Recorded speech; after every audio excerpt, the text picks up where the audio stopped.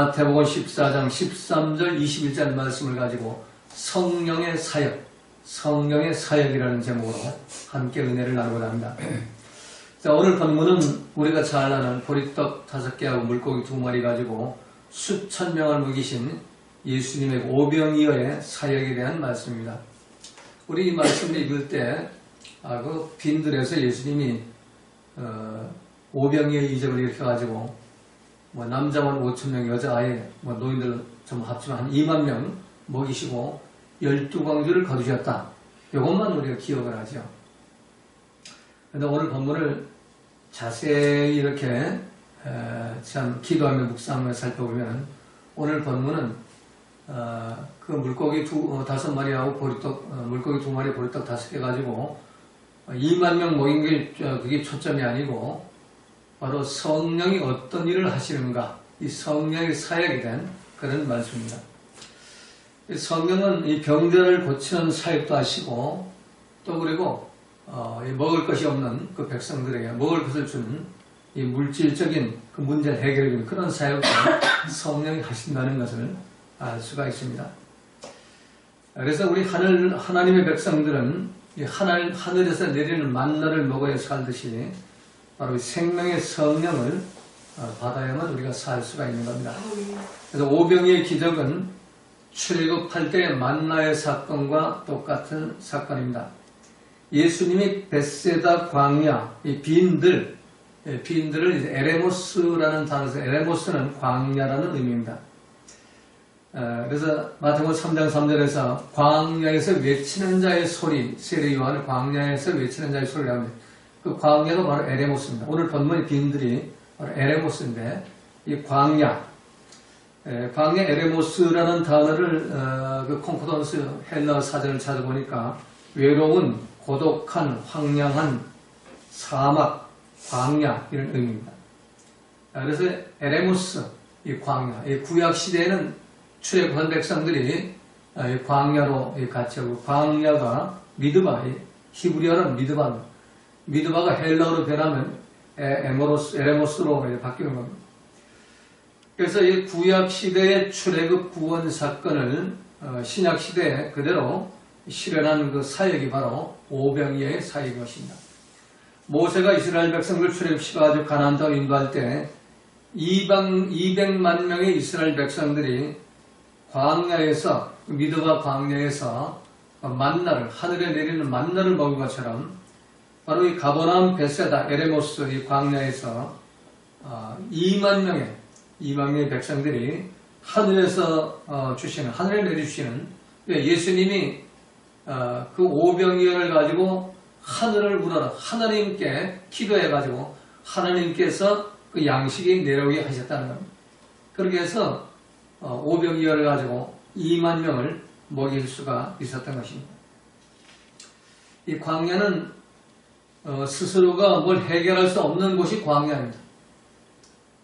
오늘날처럼 마트가 있는 것도 아니고 떡가게가 있는 것도 아니고, 그 시대에 베들레헴 떡집은 가버나움 이 광야, 베스다 광야에서 엄청난 거리에 있는 동네였습니다.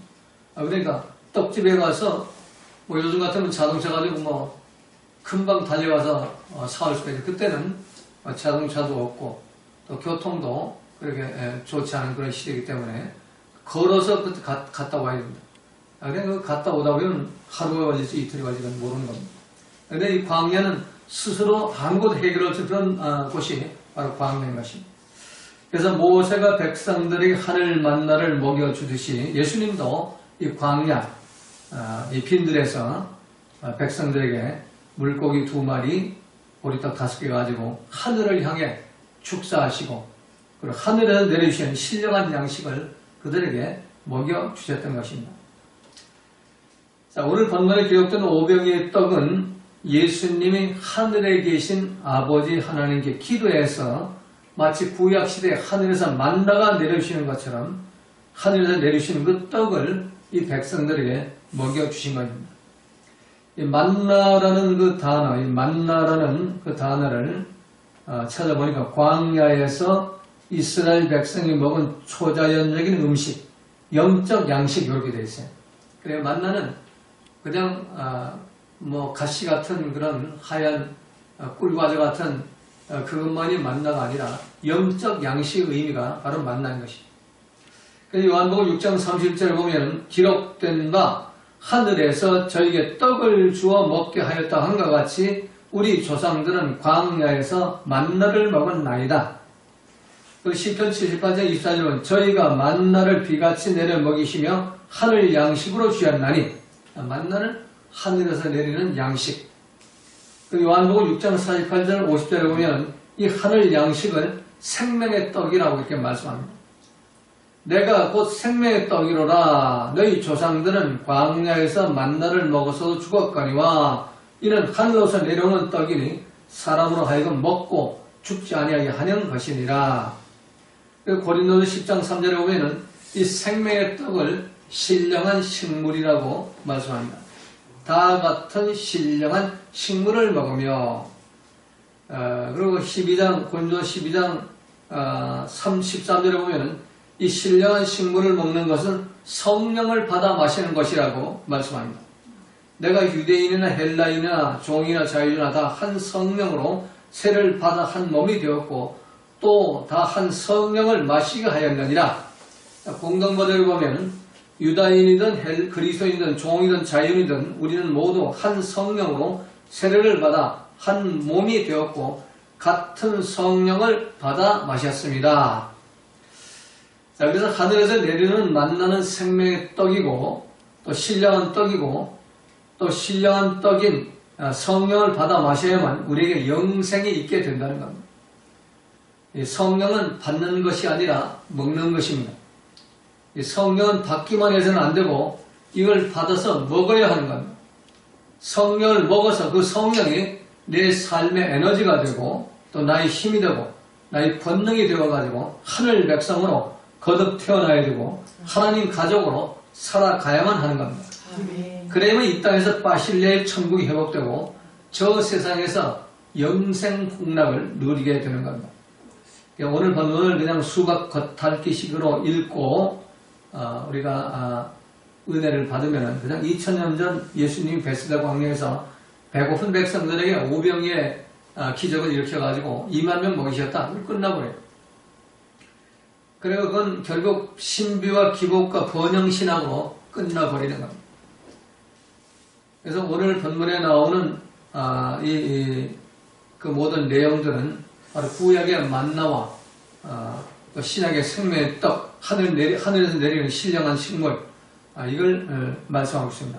자, 신령한 식물을 헬라어에서는 피뉴마토코스 브로마라고 하는데, 피뉴마토코스는 성령이라는 의미고 성령으로 충만한 이게 푸뉴마티코스예요.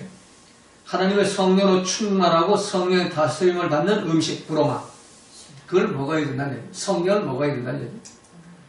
그러면 하늘에서 내리는 만나를 먹는 것도 예수님이 주시는 생명의 떡과 신령한 식물을 먹는 것도 모두 성령을 상징하는 말씀이고 성령을 먹어야 한다는, 그래서 성령의 사역에 대한 그런 말씀인 것입니다. 자, 그렇다면 오늘 본문에서 예수님이 광야에서 모범으로 보이신 이 성령의 사역을 우리가 본받아가지고 우리가 성령의 사역을 하려면 어떻게 해야 되는가? 첫 번째, 오늘 13절, 14절 보니까 불쌍히 여김을 받아야 한다는 거예요. 불쌍히 여김을 받아야 돼요. 예수께서 들으시고 배를 타고 떠나서 따로 빈들에 가시니 무리가 듣고 여러 고을로부터 걸어서 쫓아온지라.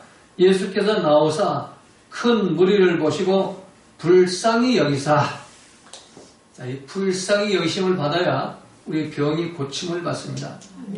자, 불쌍히 여기사. 스플락치니 초마이. 단어가 좀 길어요. 스플락치니 조마이. 예, 불쌍히 여기다 하는 이 단어는 국률이 여기는 마음으로 움직이다. 또 심장, 폐, 간, 신장, 우리의 내장이 사랑과 동정의 마음으로 가득 차다. 창자가 뒤틀리듯 사랑하는 마음이 생기다. 이런 그 뜻이 바로 스플락치니 조마이.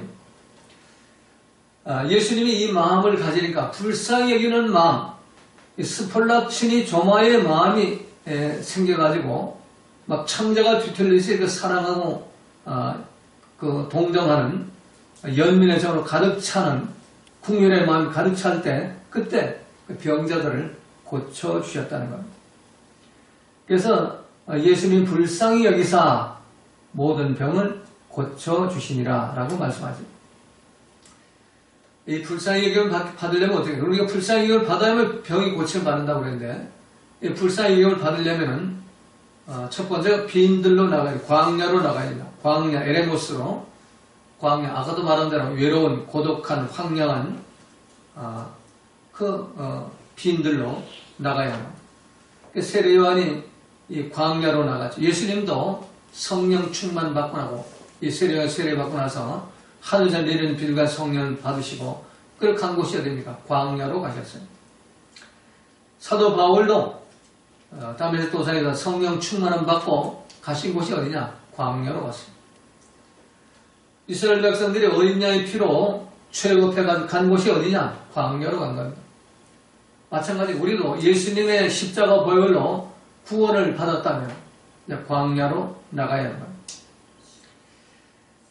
자, 6월절 어린 양을 체험하고 홍해 바다를 건너 이스라엘 백성들이 광야길로 들어가서 광야 고난의 과정을 믿음으로 걸어간 것처럼 오늘날 어린 양 예수님의 피로 구원을 받은 성도들도 삼박자 축복, 오박자 축복, 기복과 신비, 번영신앙을 부르짖고 그냥 그 자리에 앉았지 말고 이 광야, 에레모스, 외로운 시간, 고독한 시간, 황량한 광야의 시간으로 들어가야 합니다.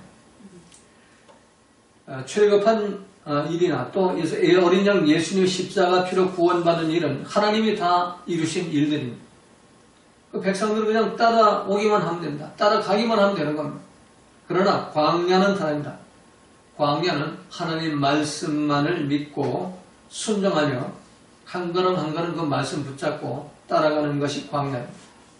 구약시대는 신에서 주신 그 말씀의 법궤, 그 법궤를 따라가는 그런 시대였다면 신약시대, 오늘 우리 시대는 예수님이신 말씀, 태초부터 말씀이신 예수님 말씀을 따라가는 곳이 바로 광야입니다. 광야에서 이 말씀을 따라가야 합니다. 내가 원하는 대로 되는 것이 하나도 없습니다. 이 광야는. 내가 할 수 있는 것도 하나도 없습니다. 그러나 거기서 오직 할 수 있는 것, 그 말씀의 법궤, 예수님 말씀만을 따라가는 것이 바로 광야인 것입니다. 근데 고독한 광야, 외로운 광야, 황량한 광야에서는 오직 말씀의 법궤를 붙잡고 주님이신 말씀만을 따라가야 하는 것입니다. 말씀 따라가지 않고 내 생각, 내 감정, 내 판단, 내 주장 따라가면서 불평mon마하고 부정적인 생각을 하면 불쌍히 여김을 받지 못하고 결국 광야의 불뱀에 몰려서 죽게 되는 겁니다. 그래서 우리가 그리스도의 어린 양 피로 죄사함 받고 출애굽을 했다면 세상을 버리고 교회에 왔다면 이제 우리가 해야 할 일은 뭐냐? 내 생각, 내 감정, 내 판단, 내 주장이니까 다 버려버리고 여호수아 갈렙처럼 우리 말씀 쫓아가야 돼. 말씀 붙잡고 기뻐하고 감사하면서 항상 긍정적인 믿음을 가지고 주님을 따라가야 하는 겁니다. 아멘.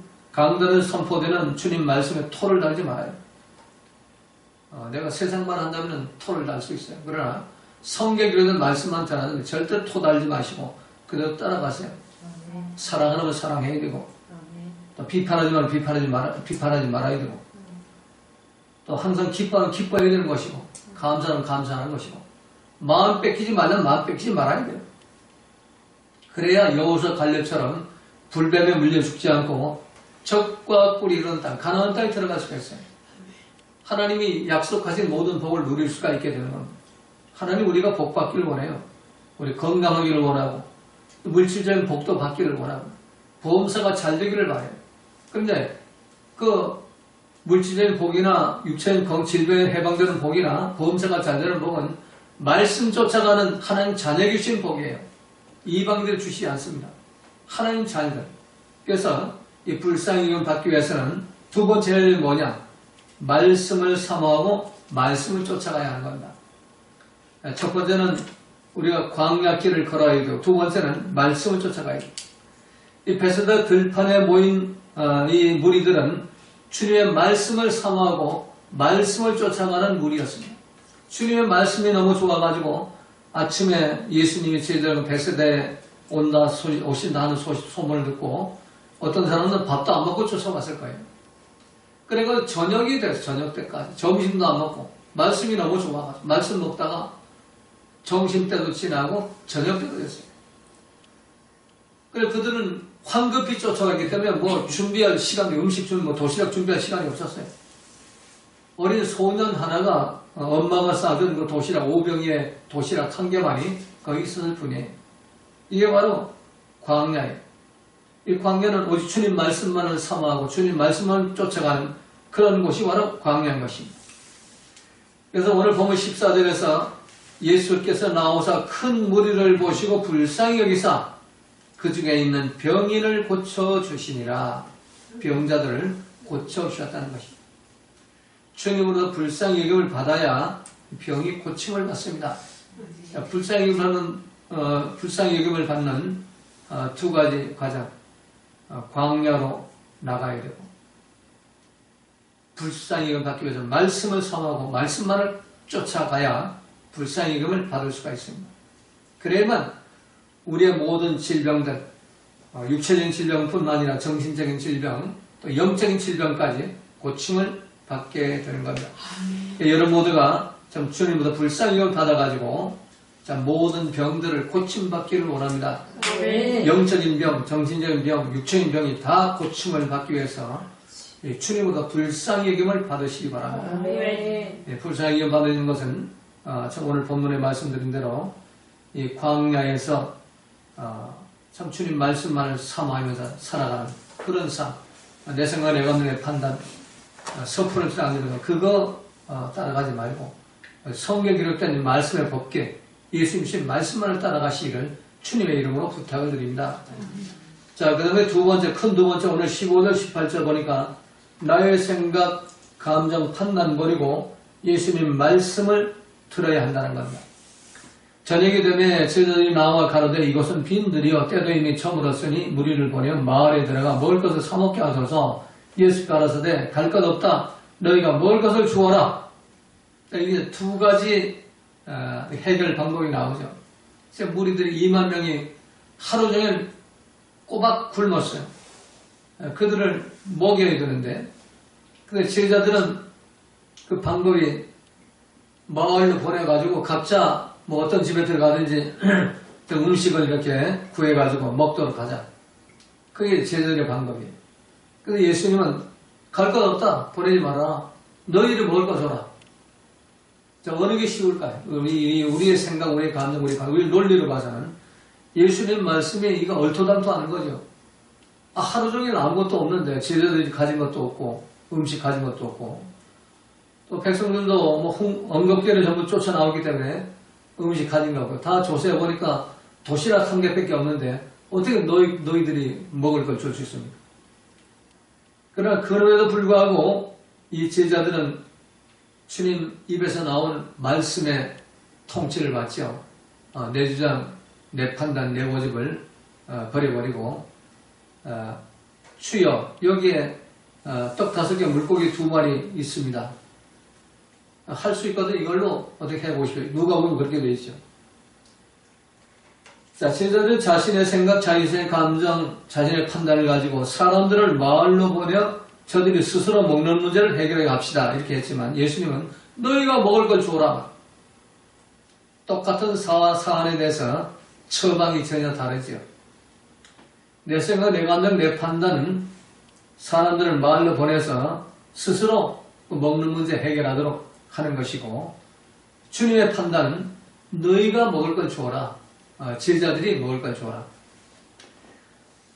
이때 내 생각, 내 감정, 내 판단, 내 주장 내세우지 말고 토달지 말고 이 제자들은 참 위대한 점이 토를 안 달았어요. 부지런히 찾았어요.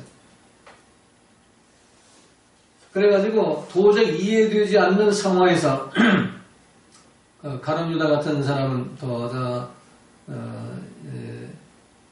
안드레 같은 사람은 이 머리가 풍박이 팍팍 돌아가니까 이거 2,000데나리오 떡을 사도 이 사람을 다 먹이지 못합니다. 어디가 2,000데나리오 떡을 사올 수가 있습니까? 이렇게 가죠. 그런데 결국은 그들이 그걸 다 꺾어버리고 안드레가 나중에 이제 도시락을 들고 예수님을 찾아가는 겁니다. 도시락이 하나 있습니다. 이거 가지고 어떻게 하실 수 있으면 해보십시오. 이렇게 하죠. 그래서 도저히 이해되지 않는 상황에서 주님 말씀대로 설득을 당해가지고 먹을 것을 찾는 것, 이게 바로 피스티어의 믿음이에요. 여기서 하나님의 역사가, 성령의 역사가 나타나는 겁니다. 이것이 믿음입니다. 말도 되지 않는 소리, 정말 내 생각 내건 도저히 납득이 안 되는 소리. 뭘 원수를 사랑하라고 그런 말이에요. 뭐 이런 용서하라고 그런 말이에요. 뭐 온유하고 겸손하라고 그러고, 쓴글머리 내지 말라고 그러고, 혈기 부리지 말라고 그러고, 분노하지 말라고. 근데 사람이 살아가는 게 그렇게 살 수가 있냐. 그건 어떤 로봇가 아니면 뭐 나사빠진 사람이지. 되게 그렇게 토를 날죠. 용서해라. 사랑해라. 분노하지 말아라. 혈기 부리지 말고. 비판하지 말아라. 뭐 옳고 그르다 따지지 말고. 뭘 꽃같게 생각하지 말고. 그냥 감사하고 기뻐하면서 그냥 매일매일 하나님께 영광 돌리고 살아가라. 그게 말도 안 되는 소리. 내 주장 어떻게 버려요? 내 고집 어떻게 버려요? 내가 내 세포가 살아있는데. 그거는 믿음이 아니에요. 그러면서 믿는다고 예수님 십자가 피로 구원받겠다고 그러고 뭐 영생 얻겠다고. 그거는 믿는 게 아닙니다. 그건 내 생각, 내 감정은 우상 숭배하는 거지. 믿는 게 아니에요. 부처 앞에 가서 뭐 내 문제 해결해 주려고 하는 게 똑같은 거지. 이 피스티어 믿음이라는 건 성경이 말하는 믿음, 피스티어는 하나님 말씀대로 설득당하는 게 믿음이에요. 용서하면 용서하는 게 믿음이고, 사랑하라면 사랑하는 게 믿음이고, 그 계산 버리라 이러면 버리는 게 믿음이에요. 온유하면 온유하는 게 믿음이고, 겸손하면 겸손하는 게 믿음이고, 기뻐하면 기뻐하는 게 믿음이에요. 또 감사하면 감사하는 것이 믿음이에요. 그래서 비판하지 말라 했으면 혀를 깨물고도 궁시렁대지 말아야 돼. 옳고 따지지 말고. 근데 우리는 그렇게 안 해요. 목사도 그렇게 못하고 다 그렇게 못해요. 그러니까 믿음이 없는 겁니다. 그래서 성령의 사역은 믿음이 있을 때 나타나요. 이 제자들이 이 믿음이 회복된 거예요. 아마 주님이 하실 거야. 우리가 있는 거 한번 최대한 우리 한번 해보자 말이에요. 그래서 우리가 문제를 놓고 여러분들이 최대한 주님께 어떻게 하면 주님이 이 문제를 해결할까 말이에요. 주님께 설득을 한번 당해보세요. 그래서 우리 예배의 자세도 좀 바꿔보고 말이에요. 기도의 자세도 좀 바꿔보고 찬양의 자세도 바꿔보고 그냥 바리새인 서기관 율법사처럼 그냥 쫓아다니면서 저 주님이 뭘 이렇게 어떻게 하는가 보자 하고 엿벗는 자세, 그거 가지고는 성령의 사역이 안 나타나요. 이 설득을 당하는 믿음, 이 제자들은 설득을 당했죠. 부지런히 찾아가지고 나를 버리고 주님 말씀, 명령을 쫓아가지고 오병이어를 찾아가지고 주님 앞에 내놓습니다. 이거밖에 없습니다. 그러니까 주님이 18절에 가라사대 그것을 내게로 가져오라. 예수님은 그 제자들이 첫 번 말씀은 너희들이 몰고 줘라 이렇게 명령했는데 그 제자들이 해결하지 못했잖아요. 도시락 하나 겨우 찾아가지고 이거밖에 없습니다 말이에요. 그리고 해결할 방법이 없습니다 이런 거 그러니까 예수님이 나한테 가져와 그러잖아요. 우리 같은 뭐라고? 내가 내 명령대로 해야 직성이 풀리는데 내 명령을 안 하면은 그걸 책망하죠. 이 못난이들 말이에요. 그것도 못해? 책망하는데. 근데 예수님은 그런 책망이 없었어요. 제자를 향해서 그 문제를 해결하지 못한 너희 제자야? 이런 말씀 안 하셨어요. 내게로 가져오라. 내가 해결한다. 그러고서 그걸 가지고 하나님 앞에 축사했다. 축사했다는 것은 감사하며 기도했다는 것. 너희 구할 것을 감사함으로 아뢰라. 근심 걱정 염려하면서 그냥 걱정하면서 기도하지 말고 감사함으로 기도해라. 감사함으로 하나님께 이걸 아뢰죠.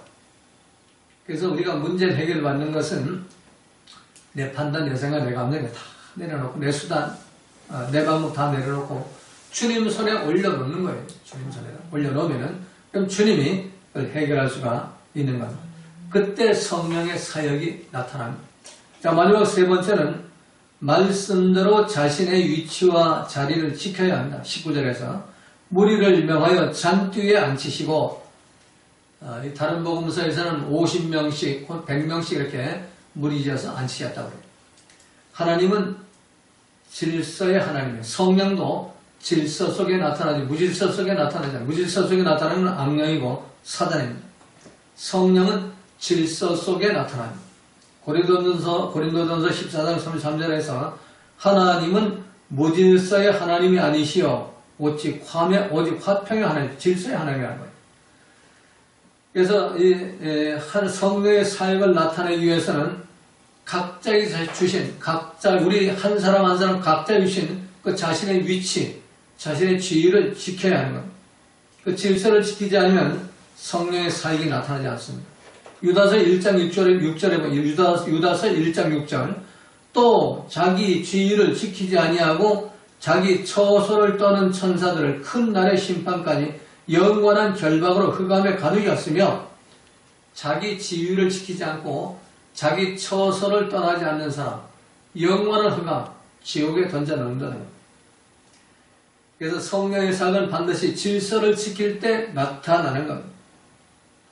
예수님이 이 질서를 지키도록 50명씩 100명씩 무리를 지어서 이렇게 앉혀놔서 그들이 질서에 순종해가지고 딱 질서대로 앉았을 때 그때 성령의 역사가 나타나는 겁니다. 그래서 예수님이 하나님께 축사하시고 오병이어의 그 떡을 떼어가 제자들에 주는 대로 그대로 갖다가 질서 있는 백성들에게 나눠주니까 2만 명이 먹고도 12광대를 남기는 그런 역사가 일어나게 되는 겁니다. 자, 예수님은 오늘 본문에서 이 병자를 고치고 오병에 2만 명을 먹이는 이 성령의 사역을 하시면서 이 마지막으로 하신 일을 보면 세상 목사들이 하는 것처럼 성령이 나타났다고 하지 않아요. 성령이라는 단어 하나도 없어요. 그러면서 그 중심에 역사하는 그 사역은 성령입니다.